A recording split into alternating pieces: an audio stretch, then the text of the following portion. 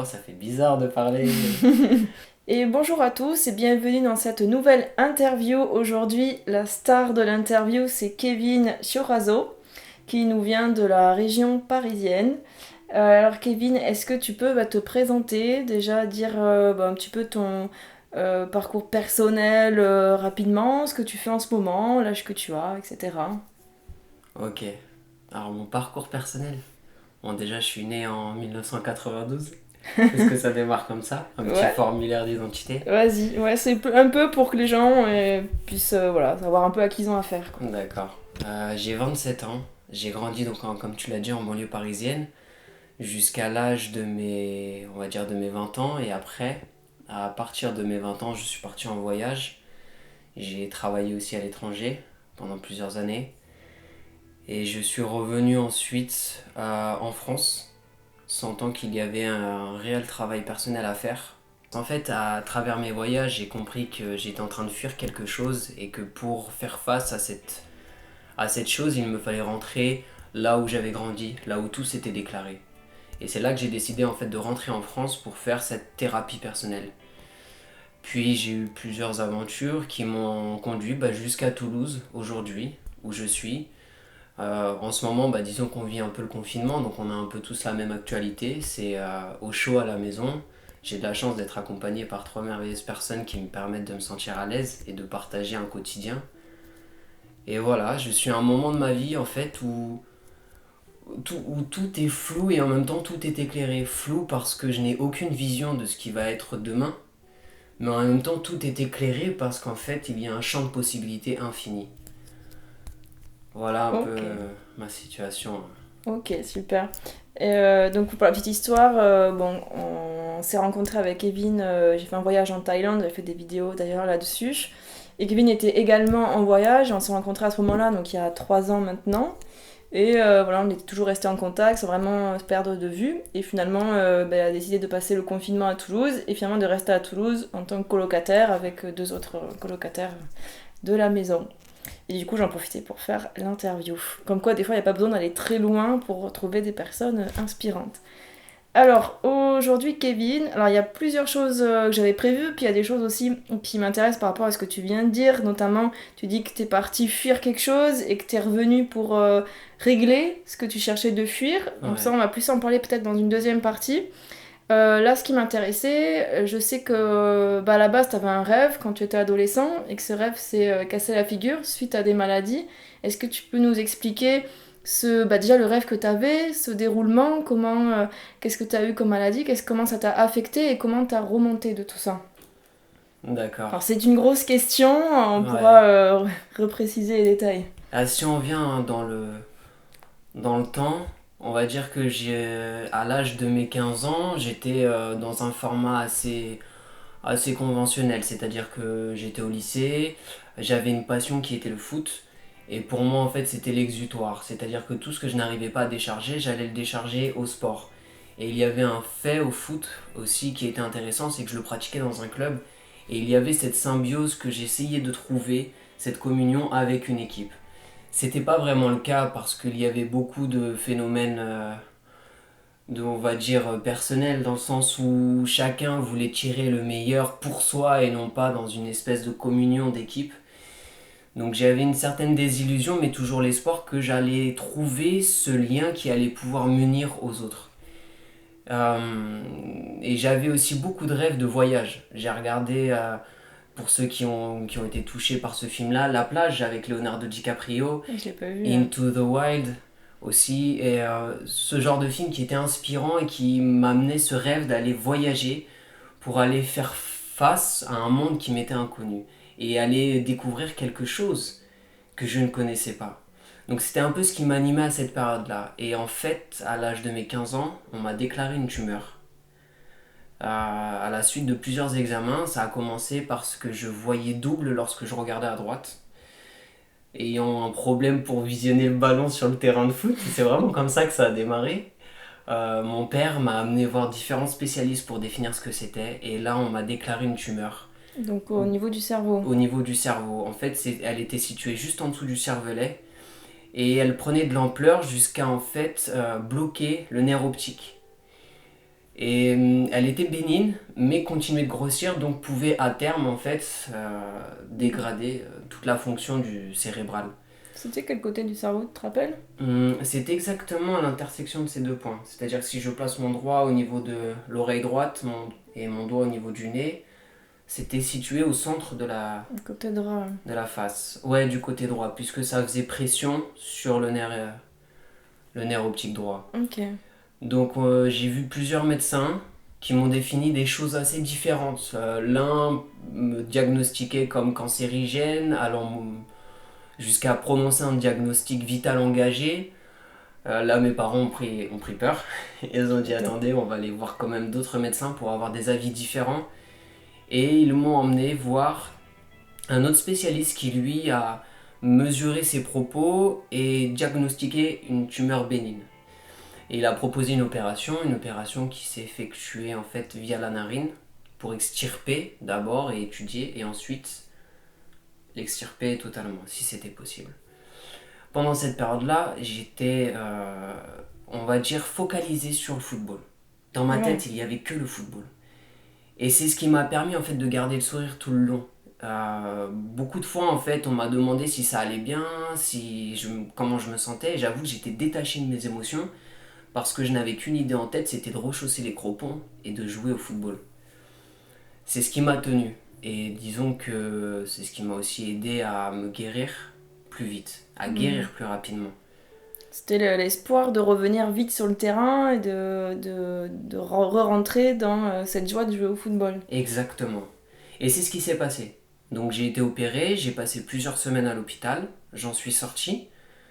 Je devais quand même effectuer une protonthérapie. Ouais. Donc dans une description assez simpliste, c'est une chimio mais qui est comment dire, axée sur la technologie des protons. C'est du nucléaire en fait. C'est un rayon de protons qu'on vient cibler sur ton corps pour éliminer des cellules. Ok. Et ça, c'était prévu donc pour l'été et l'opération a été faite en janvier. Donc après l'opération, j'ai continué le football, j'ai repris le football. Les premiers entraînements, en fait, je me suis senti assez fébrile. Et lors du premier match de championnat que j'ai repris, je suis tombé sur le terrain. Au début, j'ai pas compris. Je me suis donc relevé rapidement. Le fait de jeu, il était sur une autre partie du terrain, donc personne au contour n'avait vu que j'étais tombé. J'ai demandé à mon coach de sortir parce que je pouvais plus poursuivre la partie. Mais je suis quand même resté autour du terrain pour supporter mon équipe et leur dire allez les gars quoi. Et après cet événement-là, en fait, je suis rentré chez moi. Et lorsque je suis rentré chez moi, j'ai passé, on va dire, 1 heure assez mal. J'ai vomi et puis là, je me suis écroulé. Et à mon réveil, en fait, j'étais nez à nez avec, avec un masque de pompier. Ah oui. Et donc, il m'avait foutu sous branchement. Disons que j'ai eu une période d'inconscience à ce moment-là. Mais pour résumer, je me suis retrouvé à nouveau à l'hôpital et puis on m'a diagnostiqué une dysplasie ventriculaire. Ok. Alors, juste pour faire au niveau du temps, c'était entre le diagnostic de la tumeur et le diagnostic de la dysplasie ventriculaire, il s'est écoulé combien de temps? Diagnostic de la tumeur, novembre. Ok. Opération, janvier. Ouais. Diagnostic de la dysplasie ventriculaire, mai. Ok. Et les trucs de protons, c'était...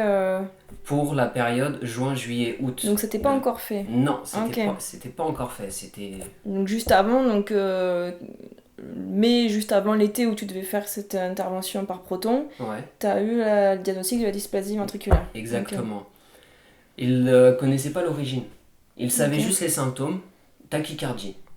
Et c'était une tachycardie qui était assez élevée parce que j'étais monté, lors de la partie de foot, j'étais monté à 255 pulsations minutes. Ok. Et j'étais resté pendant 3 heures en tachycardie. C'est pas mal. C'est-à-dire, ouais, entre le temps où je me suis écroulé sur le terrain de foot et le temps où les pompiers sont arrivés chez moi, il s'est découlé 3 heures. Et donc, tu as une question ? Non, juste... si, tout le monde ne connaît pas forcément le terme de tachycardie, donc c'est le fait que le cœur se bloque à un certain nombre de pulsations par minute qui est très élevé. C'est ça, enfin ce bloc, oui et non. C'est-à-dire qu'il y a une évolution possible. Ok. C'est le fait que le rythme cardiaque est binaire. Mm. Il y a des extrasystoles qui vont s'exprimer. Une extrasystole, c'est juste un rythme supplémentaire. Et donc ça génère en fait une irrégularité du rythme. Ok. Et ensuite, crescendo, le rythme en fait va s'augmenter parce que le cœur n'arrive plus à réguler le système. Pour compenser. Exactement. Ouais, ok. Et ça en fait c'est dû à la présence de cellules musculaires trop nombreuses. C'est-à-dire que dans nos cœurs, nous avons des cellules musculaires qui permettent au cœur de battre en partie. C'est pas le seul facteur. Et de là en fait, s'il y a une présence trop importante de ces cellules-là, ça peut engendrer des tachycardies. Ok. Donc le bilan des médecins, c'est incurable, c'est comme ça, et c'est... Et le chat blanc, il est là, un chat blanc qui est Et donc c'est Oui. un traitement médical Ouais. à vie, plus implantation d'un défibrillateur. Ok. Un défibrillateur, pour ceux qui connaissent plus le pacemaker, ça revient au même en termes de technologie, dans le sens où c'est un boîtier qui est implanté sous le muscle pectoral, mais lui, il a pour but de venir choquer le cœur dans le cas où il y a une tachycardie. Donc c'est exactement le défibrillateur qu'on peut voir, celui avec les deux palettes qu'on vient poser sur le corps. Voilà. Il a le même but, sauf que lui c'est un format de poche et qui est implanté dans le corps. Donc quand tu fais une crise de tachycardie, si tu fais une crise de tachycardie, il te choque. Voilà. Ok. C'est-à-dire que lui il est en contact avec le cœur et dès qu'il sent la tachycardie, il va déclencher ça. Ouais. Et donc le but c'est de rebooter un peu le cœur pour qu'il reprenne un rythme normal. Exactement. C'est un peu l'image que j'ai, c'est imaginons quelqu'un qui part dans une colère extrême, eh bien on va lui verser un seau d'eau dessus. Et là en fait c'est fou. Ça Ouais, choque. ça refroidit quoi. Et puis voilà, en fait le cœur revient à un rythme régulier. Et ça en fait l'implantation était prévue pour septembre de la même année. Ok. Donc à la suite en fait j'ai dû faire face au diagnostic du médecin. Ça me plonge en fait dans ses souvenirs. C'est là qu'en fait il y a une réelle chute parce que les médecins ils sont venus me voir quand j'étais à l'hôpital et ils m'ont dit clairement le football et le sport c'est terminé. Tu oublies, tu prends tes médicaments, tu vis avec ton défibrillateur, tu vis avec ta tachycardie et c'est comme ça.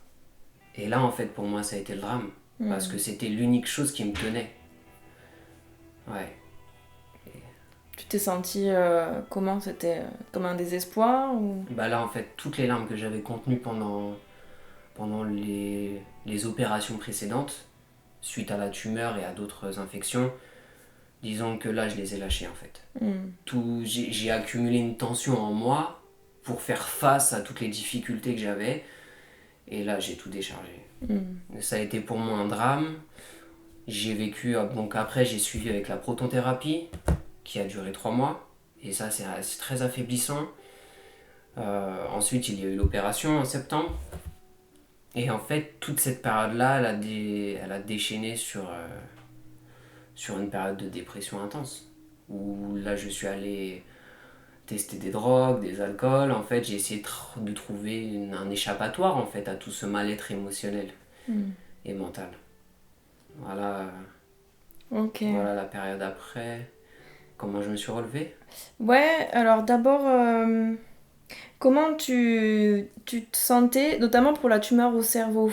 Est-ce que donc ce médecin-là, celui qui t'a opéré, n'avait pas fait un diagnostic vital? Est-ce que c'était une lourde opération? Est-ce que tu avais un risque vital? Est-ce que tu étais sûr que tu allais te réveiller? Ou est-ce qu'il y avait... ouais. Dans quel état émotionnel t'étais avant le moment où tu vas rentrer dans le bloc opératoire, par exemple? Waouh, ça me renvoie toutes les images en fait. Ils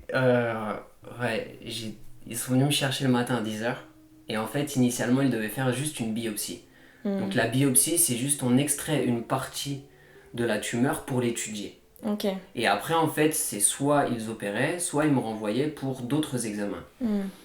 Et mes parents m'avaient dit qu'ils n'étaient pas au courant de ce qui allait se passer. Et en fait donc je suis parti au bloc à 10h. Et je suis remonté dans ma chambre, il était 23h. Ah ouais, ils t'ont opéré pendant tout ce temps-là? Pendant 10 heures, ils m'ont opéré. Wow. Et donc là, c'était intense parce que je me souviens, Les salles d'opération, en plus, c'était à l'hôpital Lariboisière de Paris-Nord, pour ceux qui connaissent. Elles sont situées au sous-sol. Et en fait, l'unique vision que j'avais, donc, c'était le plafond, étant allongé sur le lit. Et c'est vraiment un aspect de cave. C'est-à-dire que tu as tous les câblages qui pendent partout. Et j'étais là en mode, mais où est-ce que je vais? Et où est-ce qu'ils m'emmènent, quoi? Qu'est-ce qu'ils vont faire de moi? Mais j'avais cette force intérieure, maintenant que je m'en rappelle, j'avais quand même une présence qui me permettait de me dire tout va bien aller. Je ne sais pas ce qui va se passer, mais ça va le faire. Et je me souviens qu'il m'avait entreposé dans un hall devant le bloc, pendant que toutes les infirmières et les professeurs préparaient leur outil. Et à ce moment-là, en fait, j'ai respiré. Je sais pas, quelque chose était présent autour de moi qui me permettait de calmer toute cette peur intérieure. Après, je suis rentré dans le bloc et là, je me souviens, en fait, toutes ces personnes habillées, c'était nombreux, plus d'une dizaine. Et puis, il y a du monde pour toi, là. Ouais. Et là, je me suis endormi et puis je me suis réveillé, en fait, en salle de réveil, incubé. Et je crois que ça a été le plus traumatisant, en fait. Parce que l'opération, en soi, je la vis pas, étant donné que je suis endormi. Mais je me suis réveillé avec tous les câblages à l'intérieur. C'est-à-dire que tu étais intubé par la bouche encore quand tu t'es réveillé? Exactement. Donc cette sensation de ne pas pouvoir respirer, ils m'ont rendormi une première fois. Et je me réveille encore une deuxième fois et là ils m'ont incité à tousser pour enlever le tuyau. Ouais, normalement on se rappelle pas de ça. J'ai fait un stage en salle de réveil justement et à chaque fois on désintubait les personnes avant qu'elles reprennent vraiment conscience. En fait, à un moment, il y a des appareils qui mesurent si la personne elle arrive à reprendre son respiration par elle-même. Et en fait, on reprend sa respiration avant de redevenir conscient. Et du coup, on désintube et après, la personne elle redevient consciente. Ok. Il y a une espèce de truc. Et d'ailleurs, c'était vraiment la règle. Il fallait. Enfin voilà, quoi. Si la personne elle se réveillait avant qu'on ait le temps avant qu'on ait désintubé, c'était une faute, quoi. Parce qu'effectivement, c'est assez traumatisant de se réveiller intubé. Ouais. Et donc, c'est ça. Et la petite anecdote, c'est que en fait, quand je remonte de la salle d'opération, il y avait un match de PSG Lorient.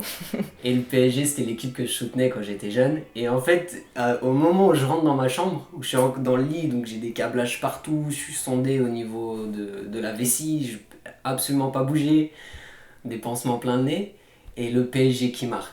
Et là, à ce moment-là, c'était ouais! J'ai eu une pulsion physique, mais vraiment un enthousiasme, mais c'est très vite redescendu après. Mais ça m'avait apporté un peu de chaleur pour les nuits qui allaient suivre, qui allaient être les plus douloureuses. Ouais. Ok. Quand ton rêve de devenir footballeur, les médecins t'ont dit... c'était même pas que le football, ils t'ont dit non seulement tu peux pas faire de football, mais tu peux pas vraiment vivre normalement sur le plan sportif. C'est ça. Pas courir normalement, voilà, fallait que tu restes vraiment tranquille. Et que t'as commencé à déprimer, vers quoi tu t'es tourné, comment t'es remonté de cette dépression? L'amour. Ah. L'amour. Ouais, parce qu'en fait, donc, quand j'ai fait ma rentrée de cette année-là, en plus j'étais, avec la protonthérapie, ça élimine une partie des cheveux, là où ils ont ciblé. Et disons que j'avais un cercle en fait, sur cette surface il n'y avait aucun cheveu. Donc disons que l'image de soi aussi, elle était au plus bas à cette période, en plus de tous ces soucis. Pourtant, j'ai réussi à draguer la plus belle fille du lycée. Et c'est avec cette fille-là, en fait, j'ai connu ma première relation. Et c'est avec elle, en fait, que j'ai découvert la photographie. Alors que je passais du temps chez elle, il y avait un appareil photo qui était utilisé par sa petite sœur. Et je sais pas pourquoi j'ai eu un intérêt pour cet appareil photo. Et j'ai commencé à prendre des photos. Et elle aussi, ce qui était bon, c'est qu'elle aimait bien être prise en photo et posée. Donc disons qu'on a eu une certaine fusion à ce niveau-là, parce que ça me permettait de pratiquer quelque chose, et en même temps, elle, ça lui permettait d'exprimer quelque chose par la pose et par le fait d'être modèle. Et donc j'ai commencé à pratiquer la photographie. J'ai pris un appareil, je suis allé dans un club photo de ma ville pour apprendre juste les caractéristiques de base. Tout ce qui est essentiel pour apprendre à faire une photo. Et de là, en fait, j'ai commencé à pratiquer par moi-même. Et j'ai trouvé par la photographie un moyen de m'exprimer. et d'exprimer tout ce qu'il y avait à l'intérieur de moi, toutes ces émotions refoulées. Et ça a tenu, on va dire, parce que là c'était à l'âge de mes 16 ans, j'allais avoir 17. On va dire à partir de mes 16 ans, j'ai commencé à pratiquer la photographie intensément. Ok. Et c'était mon activité constante, c'est-à-dire que je ne voyais que par la photo. Je me baladais dans plein de musées, je regardais beaucoup de films, je me laissais inspirer par tous les visuels que j'avais autour de moi et j'ai découvert cette sensibilité artistique qui était présente en moi. Ok. Et que t'avais peut-être pas eu l'occasion de découvrir avant, en mode le Kevin, footballeur, C'est ça. tout ça, ouais. Bah, disons qu'avant, j'étais surtout à la recherche de reconnaissance. Mm. Et c'est ça que je cherchais aussi dans l'équipe de football. C'était la reconnaissance des autres. Pas tant pour la qualité sportive de mon jeu, mais plus dans un effet de solidarité. Et c'est pas grave.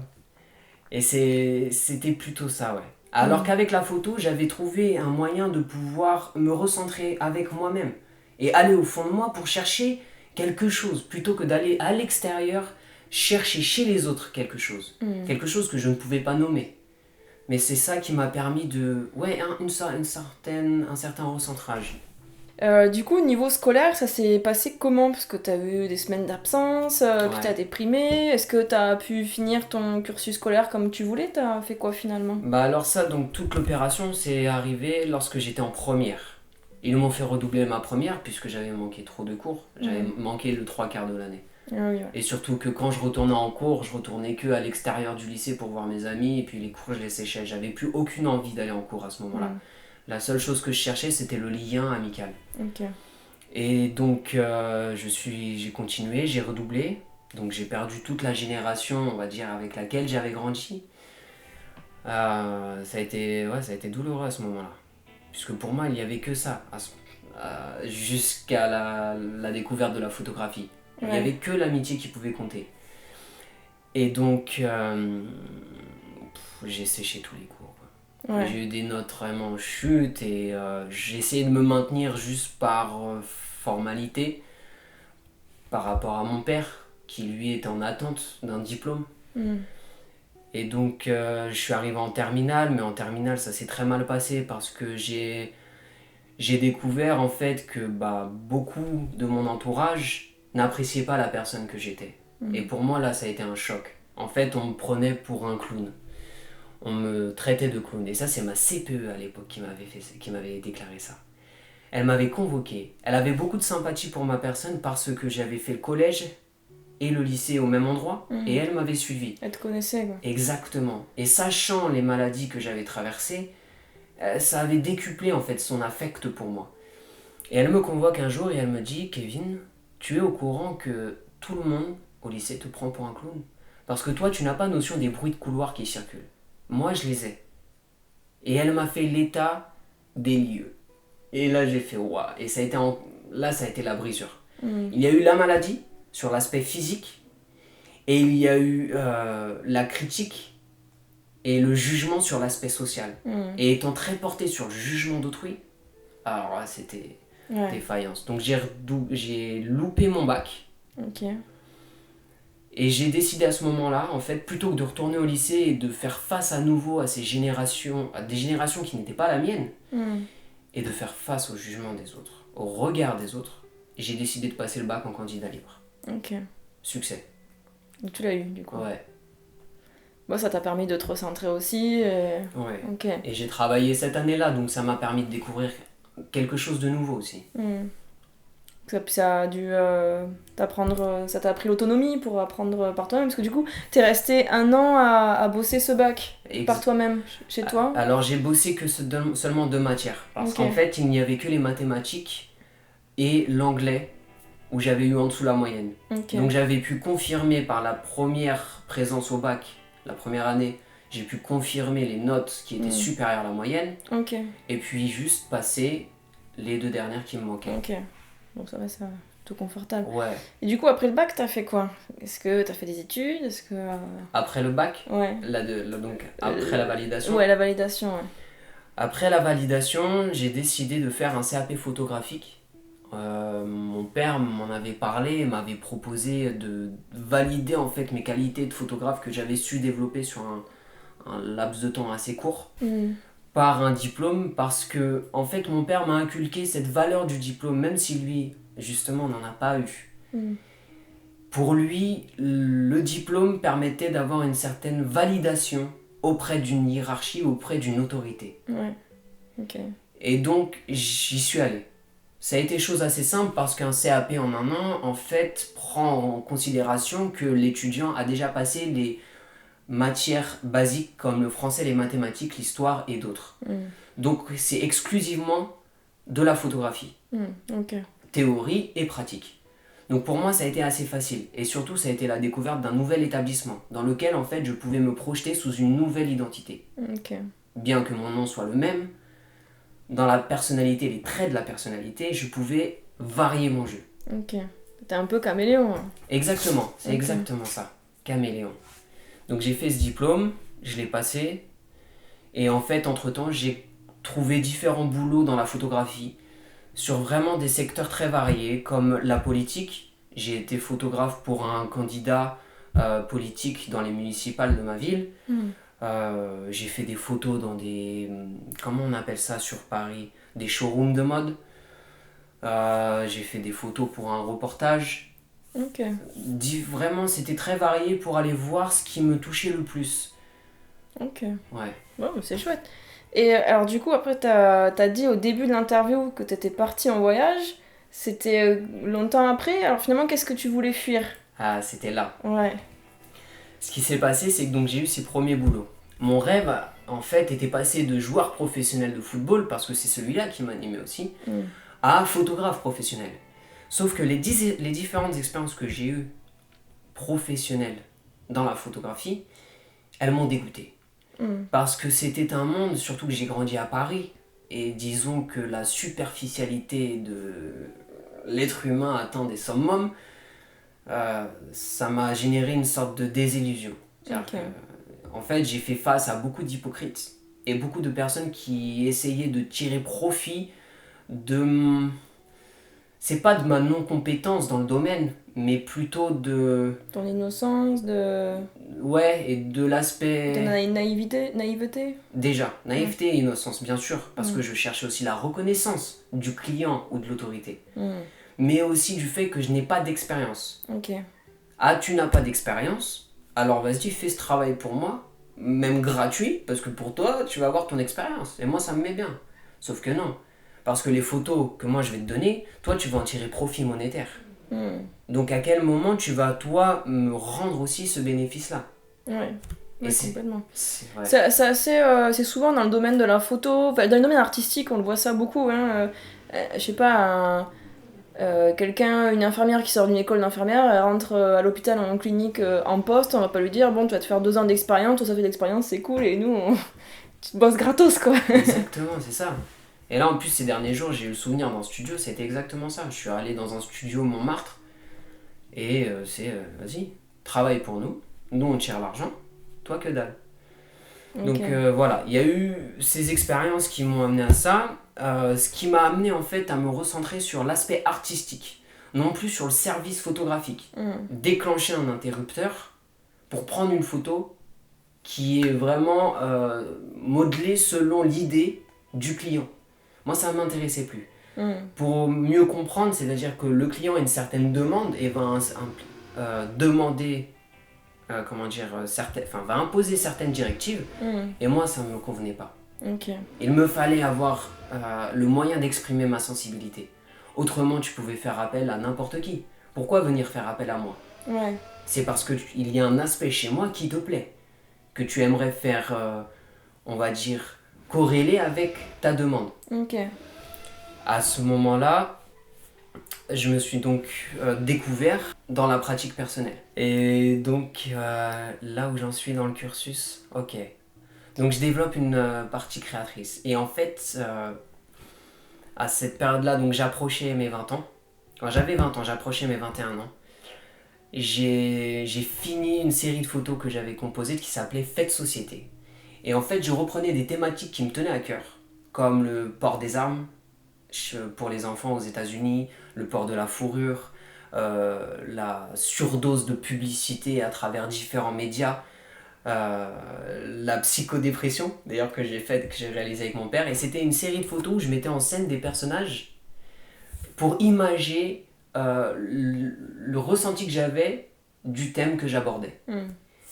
Et je m'étais associé en fait à un collectif pour faire comment on dit, j'allais dire une consultation, mais ça c'est ton aspect professionnel, pour faire une exposition. Et donc vient le jour de l'exposition, tout se passe bien, je suis en joie, un peu stressé parce que je présente mon travail et disons que je me suis un peu projeté sur ce travail, je me suis identifié à ce travail. Ce qui veut dire que le regard qu'allaient porter les autres dessus allait être pour moi quand même quelque chose d'important. Et le même jour, j'ai cette fameuse amoureuse qui m'appelle pour me dire c'est fini. Elle avait choisi son jour. Ouais, elle avait choisi son jour. Tu fais exprès ? Je sais pas. Je peux pas dire oui, je peux pas dire non. Elle avait conscience qu'il y avait l'exposition. Maintenant, pourquoi, comment, j'en sais rien. Okay. Mais c'est à ce moment-là, en fait, qu'il y a eu rupture. Donc j'arrivais à la fin d'un cycle sur Paris à nouveau, où j'étais dégoûté par tout l'aspect professionnel de la photographie, rupture de la relation amoureuse. Donc voilà, c'était au printemps de mes 20 ans. Et j'ai un ami qui me dit vas-y, allez, viens avec nous en Corse cet été, parce que j'avais initialement prévu de voyager avec mon amoureuse en Corse. Et j'ai un autre ami qui me dit écoute, lâche l'affaire, viens avec nous. On est 3 à partir, on va dans une maison. Donc je suis allé en Corse. Ok. Voilà. Et donc voilà, la situation arrive en Corse. En Corse, en fait, il était prévu qu'on reste qu'une semaine. Et le jour J du départ, on attend le taxi qu'on avait commandé. Et avec mon pote, on est là, puis on se dit, tiens, on se ferait bien une semaine de plus. Tu vois, dans l'idée, quoi, tu vois. Et puis on a un autre ami qui lui est resté une semaine de plus dans sa maison personnelle, qui nous dit, bah les gars, ma maison elle est vide, venez avec moi. On se regarde. Une seconde, ok. On regarde les billets, ok, changeable pour une certaine somme. On appelle le taxi, on dit, fuck. On raccroche. Bien sûr, on l'a dit plus poliment, mais c'était vraiment, c'était cet élan de dire, fuck, je m'en fous des obligations. Et là, en fait, on reste une semaine de plus. Et en fait, à cet instant-là, on a joui du pouvoir de liberté, au-delà de tous les aspects formels d'une vie bien cadrée, bien rangée, qui est structurée. Et là, on a dit, coup de vent. Et à la suite de ça, on a commencé à parler en fait de l'Australie. Et on s'est motivé. Ok. Et comme quoi, hein, une décision, parce que si au dernier moment vous aviez dit ouais mais non on avait dit qu'on rentrait, allez on rentre, peut-être que vous n'avez pas parlé d'Australie et peut-être que t'aurais pas eu ce chemin-là quoi. Bien sûr, mais c'est complètement sûr, parce que c'est ce sentiment que ça nous a laissé derrière. On est rentré sur Paris, on a fait quelques semaines et puis c'est là, on a abordé, on s'est tous réunis, ceux avec qui on était partis en Corse, puis on a commencé à parler de l'Australie. Et je devais partir avec un ami initialement. C'est à lui que je proposais parce que pour moi, il était le plus susceptible de me suivre. Et au final, c'est un autre. Et on est partis tous les deux. Donc c'est l'année de mes 20 ans. Ouais. T'as fait le... Comment on appelle ça voyage, vacances, travail Oui. Ouais, c'était ça. C'est le visa voyage, vacances, travail en Australie. Pour 2 ans. Ok. Et du coup, donc t'as fait plusieurs voyages, Australie, la Thaïlande s'est rencontrée, je sais plus, t'as fait quoi l'Asie du Sud là Ouais, disons que j'ai fait une bonne partie de l'Asie du Sud-Est. Ouais. Et du coup, à un moment donné, tu t'es rendu compte que tu fuyais quelque chose, qu'est-ce que tu voulais, quel était ton objectif en rentrant à Paris, à quoi tu voulais te confronter ? Ouais, ce qui s'est passé, c'est que en Australie, on y est resté 2 ans et on y a travaillé. Ce qui fait qu'on a pu vivre un quotidien et se découvrir. On était vraiment au-delà de tous les jugements qu'on pouvait se porter à soi-même avant. Et du regard de la famille, des amis, de tous ceux qui nous connaissaient. Et donc quand je suis rentré en France les premières fois, ça a été vraiment une césure, quoi. Parce qu'on était tout neuf, tout flamboyant. On venait de se découvrir. Et on rentre, sauf qu'on doit faire face à notre ancien format, qui nous est projeté par notre famille et nos amis. Et là, en fait, ça a été une rupture parce qu'on ne savait plus comment associer les deux. Est-ce qu'il fallait renier le nouveau pour revenir à l'ancien? Ou est-ce qu'il fallait renier l'ancien pour amener le nouveau? Et les deux, en fait, étaient impossibles. Parce que dans les deux cas, ça allait générer une rupture et beaucoup de difficultés. Parce qu'on ne pouvait pas rejeter l'ancien. Impossible. Notre famille avait besoin de l'ancien pour essayer de nous comprendre dans le nouveau. Et nous, on avait besoin du nouveau pour essayer d'aller vers l'avant et non pas de revenir en arrière.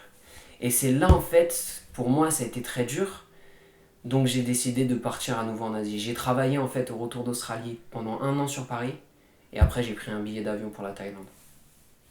Ok. Et du coup, comment t'es rentré, avec quel état d'esprit t'es rentré de Thaïlande? De Thaïlande, Ouais. c'est ce point-là qui Ouais, t'intéresse. c'est ce Hein. point-là. Ouais. Euh, Même si tout ce que t'as dit avant est très intéressant aussi, Ouais, et je pense mais- permettra de mieux comprendre l'état d'esprit de ton retour de Thaïlande, le dernier retour, quoi. Le dernier retour. Mm.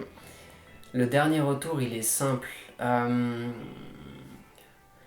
Disons que sur le voyage, étant donné que j'ai exploré la nature là-bas, et je me suis vraiment isolé, j'ai pu toucher une partie de mon être que je n'avais jamais découverte. Mais dès lors que je retournais en ville et que je faisais face aux backpackers, c'est ceux qu'on croise sur le chemin de route, hein. Ce sont les jeunes américains, européens qui voyagent avec le sac sur le dos. Eh bien, je me retrouvais à nouveau déstabilisé, avec un doute profond envers qui je pouvais être envers qui je pouvais être. Et donc à ce moment-là, pour moi, il y avait une sorte d'incompréhension. C'était comment je peux passer de la confiance et de la joie dans l'instant présent au doute, à la peur du jugement de l'autre, à la dépression. Mais ça, on n'a rien de temps. C'est-à-dire, si je sors de la forêt, je retourne en ville, pouf, ça tombe. Et là, en fait, j'ai réalisé qu'il y avait quelque chose à travailler. Parce que je pouvais pas continuer éternellement avec mon sac sur le dos. Et juste... Aérer dans les forêts. Ouais, vraiment. Et c'est vagabonder. Donc, je suis rentré de Thaïlande avec l'envie de comprendre ce qui se passait en moi. Lorsque j'étais face à mes difficultés. Je voulais plus fuir. En fait, j'ai dit une chose, je ne veux plus fuir. Je rentre, je reprends le travail, parce qu'il me fallait payer mon loyer. À ce moment-là, j'avais un appartement. Puis au bout de plusieurs mois, j'ai décidé d'arrêter de travailler parce que je me rendais compte que le travail prenait trop de temps et d'importance, de place dans mon esprit. Et je me suis rappelé que je n'étais pas rentré pour ça. J'étais rentré, en fait, c'est une phrase simple, c'est pour faire face à mes démons. Aussi simple que ça. Les démons qui étaient nés à Paris, t'étais rentré les régler à Paris. Exactement. Et c'est dans cet état d'esprit que je suis rentré de Thaïlande. Faire face à mes démons, j'arrête de travailler. Et là, je me plonge. En fait, ça a duré longtemps, ça, putain. Ça a duré de mes 23 ans à mes 27 ans. Et je sais pas si c'est fini. Ouh, je crois qu'on a toujours des démons. Ouais. Ok. Et bon, bah, super. Et alors, du coup, au niveau, je reviens sur le pronostic qu'ils t'ont fait à la suite des problèmes de tumeur et de cœur, où ils t'ont dit que le sport c'est fini, etc. Bon, moi je te vois courir. Comment t'es arrivé à passer de je peux plus faire de sport à j'arrive à faire du sport et je suis plus malade, quoi? Eh bien, disons que j'ai fait mes propres expériences. J'ai voulu tester mes limites. C'est une tendance que j'ai à vouloir surmonter mes peurs. Quand j'ai peur, je déteste la peur. Du coup, je vais me forcer à aller au-delà, mais aller au-delà grâce à la compréhension.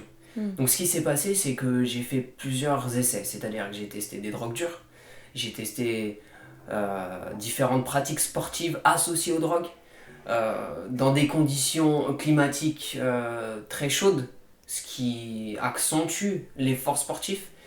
Et donc j'ai fait face au défibrillateur, c'est-à-dire qu'à plusieurs reprises, le défibrillateur s'est déclenché et m'a choqué.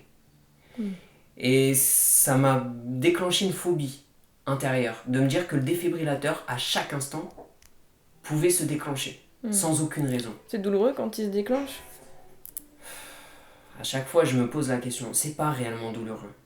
Beaucoup pourraient dire que oui, c'est ce que je disais au départ, mais en soi, non, c'est juste impressionnant. Ouais. Impressionnant, surtout que ça vient de l'intérieur. Et c'est quelque chose que tu ne maîtrises pas. Et pour une personne comme moi qui aime avoir le contrôle sur toutes les choses, qui est très nerveuse, alors là, c'était la totale. Et donc, en fait, j'ai fait un test. J'ai essayé de voir dans quelle situation le défibrillateur allait se déclencher, mais surtout avant que le défibrillateur se déclenche, dans quelle situation j'allais être dans un état de tachycardie. Ok. Et c'est là que j'ai découvert une chose. C'est que sous certaines conditions, le défibrillateur allait se déclencher, même si je prenais mes médicaments. Bien sûr, ça réduisait l'effet. Sauf qu'un jour, alors que cette période-là, je prenais des drogues dures, je me suis retrouvé à l'hôpital pour une énième fois parce que le défibrillateur s'est déclenché. Et après chaque déclenchement, je vais à l'hôpital pour voir un peu, pour faire le diagnostic. Et un des médecins, je lui avoue clairement que j'avais pris des drogues dures. Et lui me suggère d'augmenter la dose. De drogue? Non, de médicaments C'est une blague. pour continuer. Mais c'est ça, Ouais. tu rigoles, mais c'est ça qui s'est passé. Pour continuer mon train de vie. Et là, j'ai compris une chose. C'est qu'en fait, lui préférait me vendre son médicament au détriment de ma vie pour que je puisse jouir de substances. Non, il y avait une incohérence pour moi. C'est pas possible. Ou alors t'es pas médecin. Tu n'as pas juré sur le serment d'Hippocrate, c'est ça pour les médecins? C'est ça. Il y a un problème. Donc déjà à ce moment-là, j'ai arrêté définitivement les médicaments. Ok. Parce que j'avais eu différentes périodes où j'en prenais, je faisais du sport, j'arrêtais, je faisais du sport pour voir un peu les différents effets. J'ai stoppé tous les médicaments. Et pendant la période de remise en question à mon retour de Thaïlande, en fait, je me suis isolé dans mon appartement et j'ai commencé à m'investir, c'est-à-dire au fond de moi. J'ai fermé les volets de chez moi, j'ai jeûné et je suis allé voir tous les épisodes de ma vie qui m'ont traumatisé. Tous ceux qui étaient actifs, dans le sens, il y a des peurs qui sont vraiment trop profondes pour y accéder comme ça, d'autres non, qui étaient plus en surface. Et ça m'avait généré une dépression, mais vraiment profonde. Je pleurais toutes mes larmes. Tous les jours, je pleurais. Et j'ai fait ça de septembre à octobre. Donc pendant 1 mois complet. Donc à ce moment-là, je ne prenais pas de médicaments. Je faisais pas de sport. Et j'étais en état dépressif. Et je revois un ami d'Asie qui me dit, tiens, Ashraf, qui me dit, tiens, viens, je suis sur Paris, on se prend un café ensemble. Donc je vais le voir, je prends un café. Il me fait, viens, je vais chez mon cousin, on va boire un verre et puis on continue un peu la soirée. Je me dis, bon, allez, c'est le soir, ça faisait longtemps que j'avais pas eu de lien social, j'y vais. Et là, en fait, je suis assis, donc je rentre dans l'appartement, une chaleur très pesante, les radiateurs à fond. Donc déjà, le corps qui en est... Hein. Et puis, je bois un verre d'alcool. Je fume une latte. Et les faits sont très précis parce que c'était totalement différent des expériences que j'avais fait précédemment avec la tachycardie. Et je me lève du canapé. Juste, je me lève. Putain, je pars en tachycardie. Et là, je sens la tachycardie au fond de moi. Donc, je vais dans la cuisine. Je fais face. Et là, je me dis, oh, ok. Là, il y a un réel problème. Parce que c'est plus le sport. C'est plus l'effort physique. Ni les substances. Parce que là, la latte de trop, elle a été le déclencheur. Mais elle n'était pas à l'origine. Et c'est là, après, donc je suis allé à l'hôpital. J'ai décidé qu'il faut que je fasse face avec cette maladie cardiaque que j'avais déniée toutes ces années. Donc je prends un taxi, je demande à mes amis de m'emmener. Je prends un taxi, je vais à l'hôpital. Je leur explique parce que j'étais conscient de ma maladie. Je passe plusieurs jours tout seul à l'hôpital. Et là, j'ai compris, bingo. Ok, le flux émotionnel. L'émotion avait un impact beaucoup plus important sur le symptôme qui est la tachycardie que l'effort physique. Donc j'ai compris qu'en régulant le flux émotionnel, je pouvais réutiliser le corps comme je le souhaitais. Ok. Et alors comment t'as fait pour réguler ce flux émotionnel et reprendre le sport? Et ça c'est la question.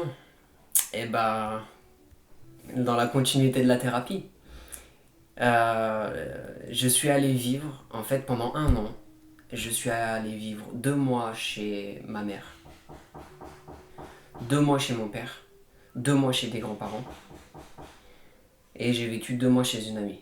Et en fait pendant cette année-là, je voulais aller vivre chez eux pour revivre un quotidien et faire surgir tous ces démons qui étaient enfouis au plus profond de nous. Ça a pu déranger à certains moments ma famille parce que eux n'avaient rien demandé dans tout ça.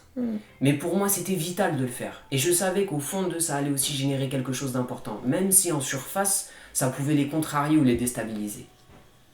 Et donc c'est ce que j'ai fait, pour comprendre un peu tout ce que j'étais en fait. C'est-à-dire, qui est Kevin Chorazo? Il n'est que la résultante de toutes les expériences qu'il a vécues depuis 20 ans. Là, je parle essentiellement de la personnalité Kevin Chorazo, non pas de l'être qui est profondément en nous. Et ça m'a permis de suivre en fait la chronologie, de faire une chronologie pour comprendre. Ok. Voilà. Bon, super. Et du coup, maintenant, tu as une vie normale, comme si tu n'avais jamais eu ces problèmes de santé? Ou est-ce que tu vois quand même des différences? Je me sens mieux qu'avant. J'ai jamais fait autant de sport que depuis que j'ai réalisé ça. Avant, j'y allais pas à fond. Toujours une peur qui me bloquait. Il y a 2 jours, je suis allé courir et je me suis dit, c'est simple en fait. Je veux atteindre une pointe de vitesse. Et je me suis mis à faire des sprints. Et à libérer mon corps. À ne plus contrôler chaque mouvement. Pour aller jusqu'au bout du mouvement. Vraiment, mon désir intime aujourd'hui, il est d'incarner ce corps. C'est-à-dire de le sentir dans les moindres détails et de sentir ce flux émotionnel me traverser. De sentir toutes ces pensées me traverser aussi.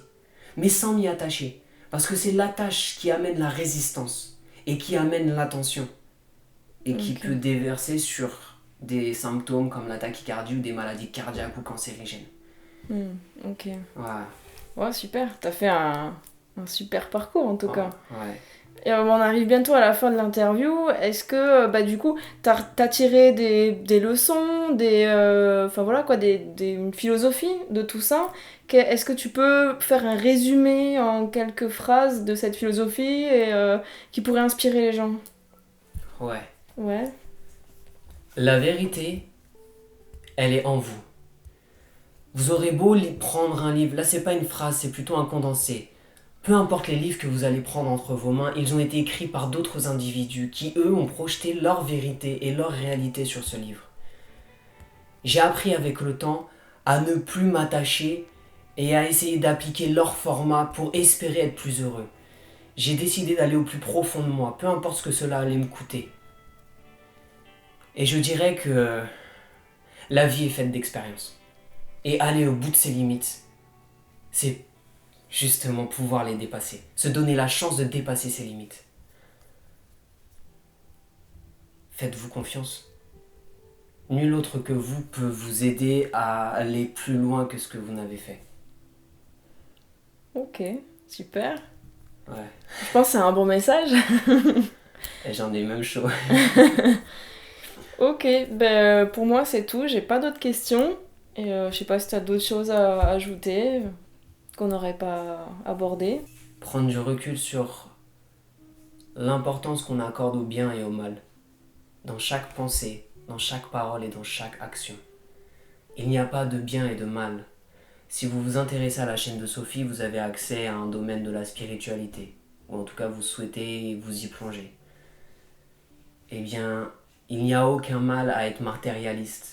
Il n'y a aucun mal à être spiritualiste. Il n'y a aucun bien à être matérialiste et il n'y a aucun bien à être spiritualiste. Ce sont juste des phénomènes et des expériences. Plongez au plus profond de vous pour savoir avec quoi votre cœur est en résonance. Et une fois que vous l'avez trouvé, allez-y. Et ça ne sera pas la chose définitive que vous aurez accomplie dans votre vie. Ce sera juste une étape sur le long chemin. Voilà, c'est ça. Bon, super. Merci beaucoup, Kevin. Et voilà, je vais m'atteler à cette dure tâche de faire du montage. Avec plaisir. Et voilà, merci. De rien. Merci à tous. Et si cette interview vous a plu, n'hésitez pas à la partager, notamment aux personnes peut-être que vous savez qui ont pu vivre les mêmes difficultés que Kevin. Peut-être que ça peut les inspirer. Et voilà, n'hésitez pas à commenter, mettre des pouces comme ça. Et tout ça. Merci beaucoup. Salut.